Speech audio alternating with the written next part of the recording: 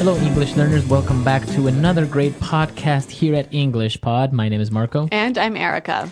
And today we're going to be talking about one of our favorite topics, as always. Food. Food. We're going to be at a restaurant. And, one of the most difficult or embarrassing things to deal with at a restaurant is what to say when you don't like the food or when it's bad quality food. Right. So maybe we have to complain about the food or maybe even the service, right? That's right. And in this lesson, we're going to be learning some really wonderful words and phrases that you can use when you need to complain about the food or the service in a restaurant. Okay, so before we listen to what happens in this restaurant with this food, let's take a look very quickly at vocabulary preview. Vocabulary preview. Okay, we're only going to do one word today, and this you'll hear in the dialogue. An establishment. Establishment. This kind of establishment. Okay, so when I say an establishment, that's a noun. What is an establishment? It's basically a fancy word for a business or a restaurant in this case. In this case, it's a restaurant. Yep. But in general, you can say it's a business. So you have a very fine establishment. That's right. So an establishment, a type of business, a place of business, really. Very good. All right, so now it's time for us to listen to our dialogue. We're going to find out what's going on here. Apparently, there is a very angry customer, and we're going to find out why.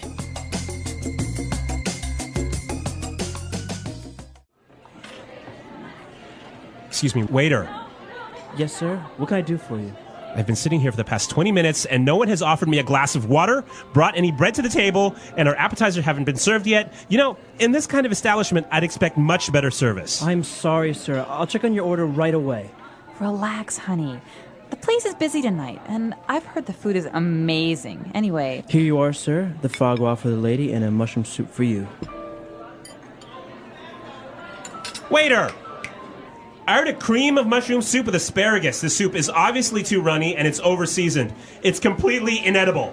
Okay, I do apologize for that. Can I bring you another soup, or would you like to order something else? Take this foie gras back as well. It's rubbery and completely overcooked. And look at the portion size. How can you charge $25 for a sliver of duck liver? Right away, sir.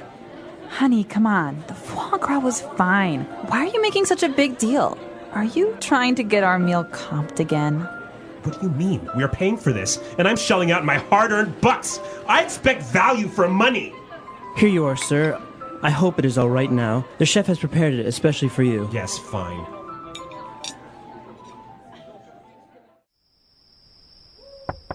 Honey, are you all right?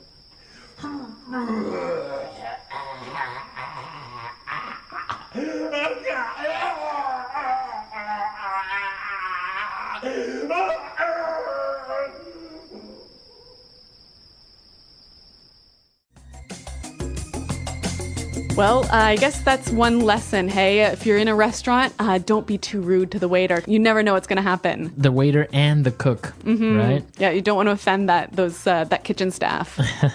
All right, so we'll talk about that a little bit later on, but now I think we had some really interesting vocabulary of how to describe food that is not well prepared, and we can take a look at that now in Language Takeaway. Language takeaway. All right, so the guy in this dialogue, he ordered a mushroom soup, and he complained that the mushroom soup was too runny. Okay, the soup is too runny. Runny. So he wanted a cream of mushroom, so it should be a little bit thicker. Yep. But in this case, it was runny. So when something is runny, it's too liquid. Too liquid. And I think we can relate it to a runny nose, right? Exactly. Mm-hmm. Okay, so when liquid is coming out of your nose, a runny nose, in this case, the soup is runny. All right. And another thing that he was complaining about, the food was over-seasoned. Over-seasoned. The food is over-seasoned. Okay, so if the food is over-seasoned, it's too salty. So it's another way of saying it's too salty. Yeah, it's kind of a fancy a cooking term. Now, can I say if there's too much pepper in the food, can I say it's over-seasoned? Well, technically, no. When a cook says something is over-seasoned, he's talking salt only. Only salt, okay. So the cream of mushroom is very runny, it's over-seasoned, and he said it's completely inedible. Inedible. It's inedible. Inedible. Now, this word edible, You can eat it. You can eat it. So we add this prefix inedible. You cannot eat it. This is not possible. Yeah. And it doesn't mean that physically you can't eat it. It just means it's pretty disgusting. Okay. This food is inedible. And then he started to complain about the other dish. And he said that it's rubbery. Rubbery. The foie gras was rubbery. All right. So I think we noticed the word rubber. So obviously, if a food is rubbery, it tastes, or it's too chewy. It's like chewing on the bottom of your shoe, right? Okay, so it's too hard to chew or to swallow. Exactly. All right. Apparently, the food was rubbery because it's completely overcooked. Overcooked. All right, we have overcooked. So when something is overcooked, I mean, it's easy to understand that it's cooked too much. But it doesn't mean that it's burnt, right? No, so maybe you've ordered your steak to be rare, but it comes to you well done. So it's not burnt, but it's cooked too much. So also, I guess we can say like chicken. Sometimes if you overcook chicken, it comes out too dry. Yep. All right, so to overcook something. And finally, he was complaining about the size of the dish, and he said, this is a sliver of duck liver. Okay, a sliver. A sliver. All right. Now, this word sliver is like a slice, right? A very small, tiny little slice. Okay, so we can say, okay, I just want a sliver of bacon for breakfast. All right, why don't we hear a few more examples of how we can use sliver? Example 1. No, John's on a diet. He'll just have a sliver of cake and no ice cream. Example 2. I'm really full, but it looks so delicious. Can you just cut me a sliver? Example 3. You call this sliver of beef on my plate a meal? There's almost nothing here. And those are all the words we had for language takeaway. Now you have... So we've given you different adjectives of describing food that is not well prepared. So now let's move on to some other phrases that the customer used to complain in Fluency Builder. Fluency Builder. Okay, so before we get to the customer complaining language, I want to look at a phrase that the waiter used to apologize. He said, I do apologize. I do apologize. I do apologize. Now, why is this phrase so interesting? Well, I mean, it's pretty easy to understand the meaning, but I want to look at why he added this verb do. Well, he added the verb do to this phrase to make it seem a little bit stronger, to give a little more power to his apology. Right, so if you have an affirmative phrase like, I apologize. Yep. It's good. Yeah. But if you want to give it a little bit more emphasis, you can say, I do apologize. Why don't we give an example? So I might say this. Marco, I didn't know we had a party tonight. And I might say, what? I did tell you about it last week. Right, so you're just giving a little bit more power to the statement that you told me. So this do, did, does becomes an auxiliary to make it more powerful, to give it more emphasis. Yeah, exactly. So a neat little phrase, something you can use if you want to make your apologies sound maybe a little bit stronger. All right. Now moving on to the next phrase. He was complaining about the food and it was terrible, and he said, I'm shelling out my hard-earned bucks. Okay, let's break this one down into two sections. We'll start with shelling out. All right, so to shell out. So when you shell out, you pay for something. All right, but this gives you the sensation that you don't really want to pay. You're a bit unhappy about it. Right, so you want to shell out your money. Why don't we listen to some examples to show us how we can use this phrase to shell out? Example 1. Great. It's my girlfriend's birthday this month, so I'm going to have to shell out for a present. Example 2. I really want those shoes, but I can't really afford to shell out $400. Example 3. I can't believe it. Ella shelled out the $800 for the tickets. I thought I would have to pay. All right, so now that we understand shell out, let's move on to the second part of that sentence. My hard-earned bucks. hard-earned bucks. My hard-earned bucks. Okay, so bucks are dollars, right? Dollars. Only dollars, right? Yeah, not pounds, not euros. But his hard-earned bucks is money he had to work really hard for. So I can also say my hard-earned money, right? Or my hard-earned cash. Exactly. Very good. So you worked hard to get it. All right, so three great phrases that can be used when you're complaining in a restaurant. And why don't we hear them one last time in context by listening to the dialogue?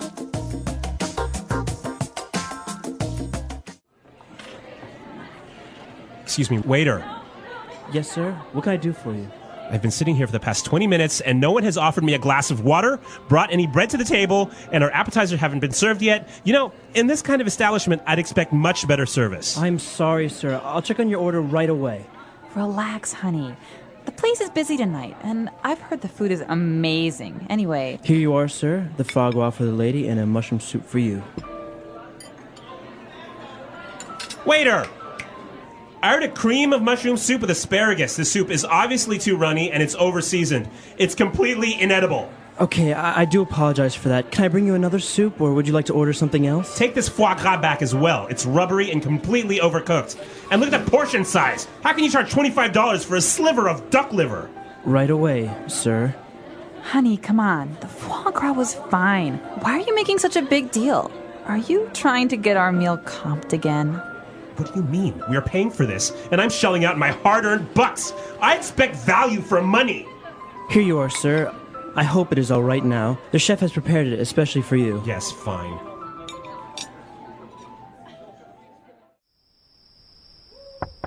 Honey, are you all right?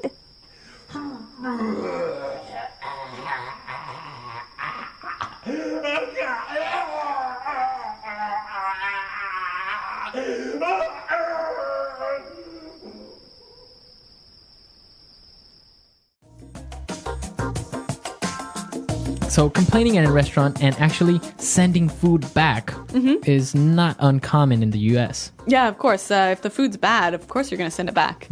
But maybe in other cultures, I think people would be a little bit more reluctant to do something like this. Yeah. But hey, you know what's an interesting thing about the way Americans eat in restaurants is sometimes at the end of the meal, if they haven't finished everything, they might ask for a doggy bag. A doggy bag, yeah. Yeah. So what is that, a doggy bag? Well, usually if you order a big meal or, half your steak is left over on your plate, you would ask for a doggy bag and they would bring you a little box or a bag and you would take it to supposedly give it to your dog. Right. So it's sort of like you tell the waiter, the steak was so good, I couldn't finish it. Can I take some home to my dog? Right. So you would just ask, waiter, can I have a doggy bag? Right. But it's sort of like code for, I'm going to eat this tomorrow for lunch. Exactly. Because people wouldn't really give it to their dogs. Yeah. I mean, that steak wrapped up in a fancy sort of foil swan is going to be pretty delicious the next day. right. Yeah, it's actually very common in the US, but in other countries, people will leave Yeah. entire plates of food on the It'd be table. totally impolite to ask the waiter to pack up the food for you. Exactly. Yep. So a little bit of cultural differences, but we want to know what you think and how things are done maybe in your country with complaining or sending food back or even this whole doggy bag situation. That's right. Why don't you visit our website, englishpod.com, and tell us about it. All right, we'll be there to answer any questions or comments, but we got to go now. So until then, Goodbye. bye.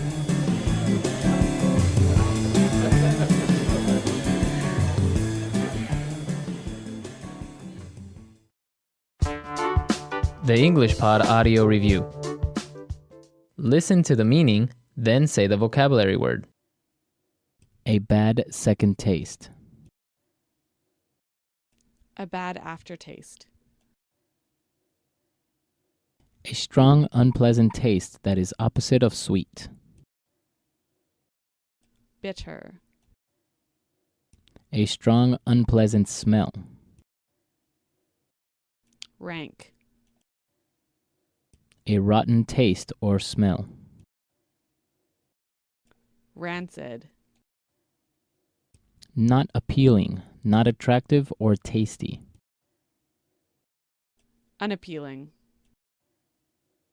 Little dish people have before meal. Appetizer. Place of business like a restaurant or hotel. Establishment. Work done by someone to serve customers. Service. The list containing your choices of dishes. Order. A food made from the livers of geese. Foie gras. More liquid than expected. Runny. Too salty. Over-seasoned. Cannot be eaten. Inedible. Difficult to chew. Rubbery. Be cooked over time. Overcooked. The amount of food that is served to a person. Portion size. A small, thin piece. Sliver. Get very upset about something small. Make a big deal. Be given to customers for free. Comp. To spend money. Shell out. Money you work hard for. Hard earned. Let's try that faster. Work done by someone to serve customers. Service. Place of business like a restaurant or hotel. Establishment. More liquid than expected. Runny. The amount of food that is served to a person. Portion size. A strong, unpleasant smell. Rank. Difficult to chew. Rubbery. Too salty. Over-seasoned. Not appealing, not attractive or tasty. Unappealing. Be given to customers for free. Comp. Get very upset about something small. Make a big deal. A strong, unpleasant taste that is opposite of sweet. Bitter. A bad second taste. A bad aftertaste. A food made from the livers of geese. Foie gras. The list containing your choices of dishes. Order.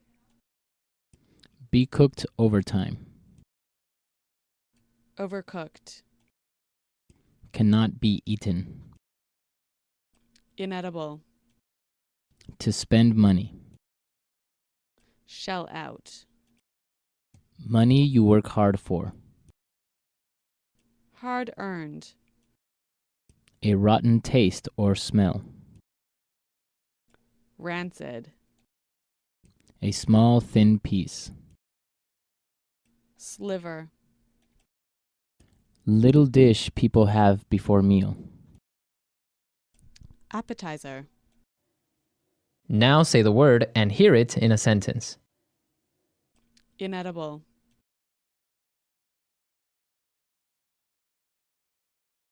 This fish tastes terrible. It's completely inedible. Inedible.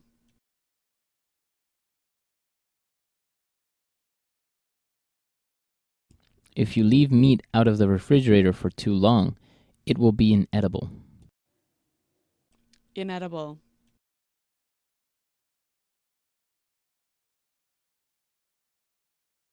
Are you sure you can eat that? Aren't the flower decorations on cakes inedible? Rubbery.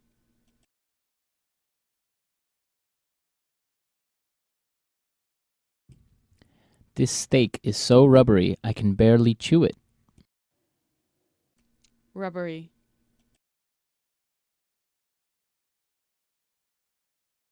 If the meat is so rubbery, why don't you send it back? Rubbery.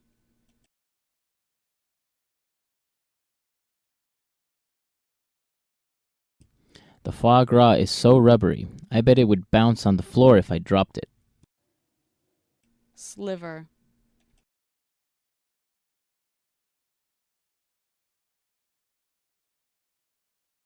No, John's on a diet. He'll just have a sliver of cake and no ice cream. Sliver.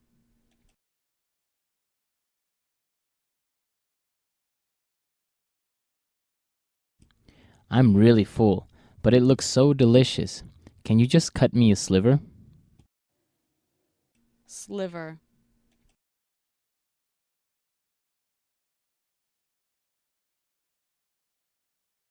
You call this sliver of beef on my plate a meal?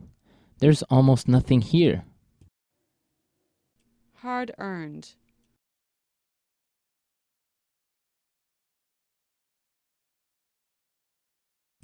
Doesn't it feel good when you use your hard-earned bucks to buy something you've always wanted? Hard-earned.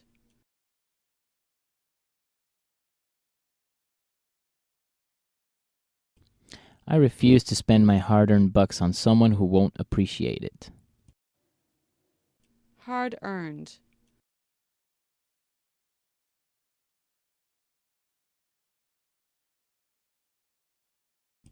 Richard is such a great guy. Every year he would donate his hard-earned bucks to a different charity.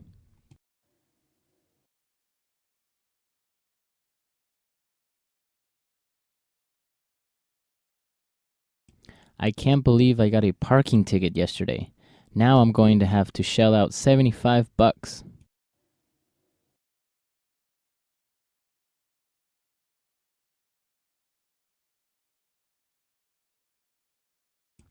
It's me and my girlfriend's 5-year anniversary on Saturday, so I'm going to shell out for a nice dinner and a pair of nice earrings.